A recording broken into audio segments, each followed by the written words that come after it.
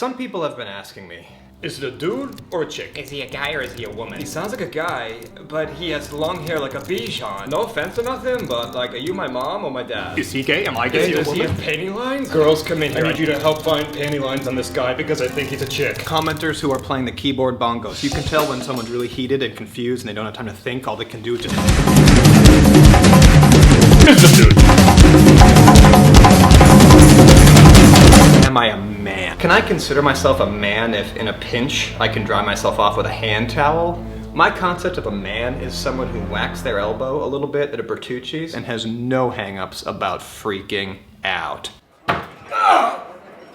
Son of a bitch! Zero qualms about going full streetcar named Desire at 2 p.m. at a Bertucci's, including on a one-man show in which the only word is his wife's name, Jesus, Mary, and Joseph, son of a bitch. At what age will I become okay having an absolute meltdown in a public place? Like when I'm in public alone, I just want to vanish. If I hear music playing outside of a store, I will actively try to not walk to the beat because I don't want to look like I just got out of a Take Back Your Life seminar. Like I feel like this is my day. Do you know what I mean? When do I become immune to the shame of just giving a simian performance whenever I get angry in public? Like, I'm still traumatized from when the mailman saw me eating a grapefruit naked in 2011.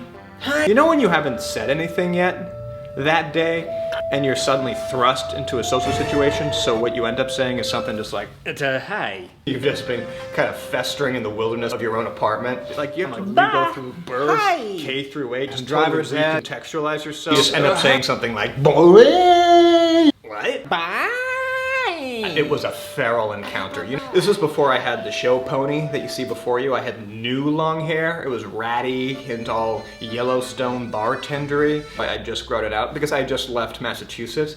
When you leave Massachusetts, you're like, yahoo, I'm gonna take a risk, because no one's taken a risk in Massachusetts since the Boston Tea Party. Massachusetts is a neo-puritanical society. What's the neo part? Matchbox 20.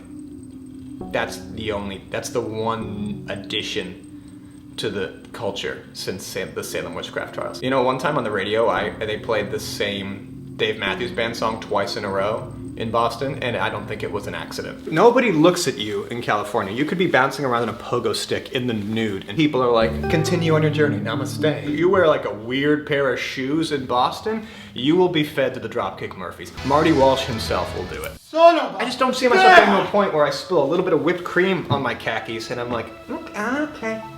I'm gonna deal with this here in front of my wife's friend's entire waitstaff, the guy who refs my daughter's soccer games. That's right, I'm having daughters, no sons. Okay, sons are gross.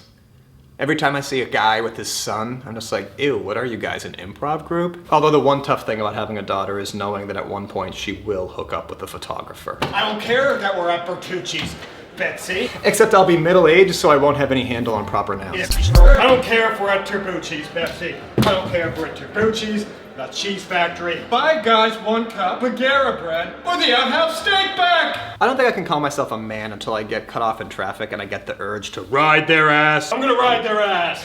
Let's talk for a second about the sad revenge of riding their ass. When you follow behind your traffic offender as closely as possible. Oh, nice move, pal. Not really sure how that's revenge. If anything, it seems kind of supportive. There have been times in my life where I could have really used someone just directly behind me, gently ushering me to my destination. Dad, you know that you have no control over where they're even going right now. You're impacting their life in no negative way. You're just a volunteer highway shepherd with zero say where your flock ends up. Your actions are saying, I want to be as close to you as possible. I know right now to you this seems like sweet, sweet Shakespearean vengeance. Like you're just behaving like a girlfriend on a couch. You could be on the biggest couch in the world. As soon as you touch down, know that your girlfriend's home. A head descends into your lap.